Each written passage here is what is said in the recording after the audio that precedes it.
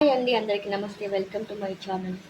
అందరూ ఎలా ఉన్నారు? బాగున్నారు? నేనైతే చాలా బాగున్నాను. ఎలా ఉన్నారో కామెంట్ చేయండి మీరందరూ. అలాగే ఈరోజు బుధవారం కదా, పిల్లలందరికీ హాలిడే అనమాట. వాళ్ళకైతే నేను ఆ రొట్టె తాలింపు చేసి ఇచ్చిన తిన్నారు వాళ్ళు ఇందాకని. ఇప్పుడు నా కోసము అన్నం చేసుకోవాలి. మా అత్త మామలు అయితే ఈరోజు వస్తున్నారు. పప్పు ఉంది నిన్నది, ఆ పప్పు తింటా అన్నం చేసుకొని. చూడండి, పప్పు నిన్నది, ఇదే పప్పు ఉంది. మా ఆయన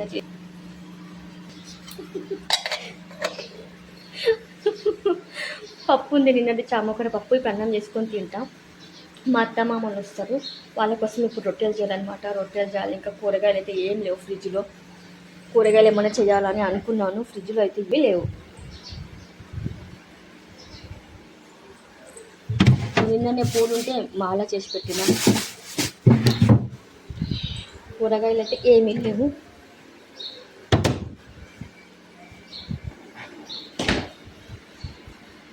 అన్నం చేసుకుంటా, ఆ నిన్నటి పప్పే తింటా.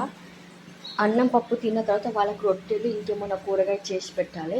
నేను సద్దన్నం తిన్నా, సద్ది కూరలు తిన్నా, ఏం తిన్నా వాళ్ళకి మాత్రం గరం గరం చేసి పెట్టాలి. చేయకపోతే మాత్రం ఊరుకోరనమాట.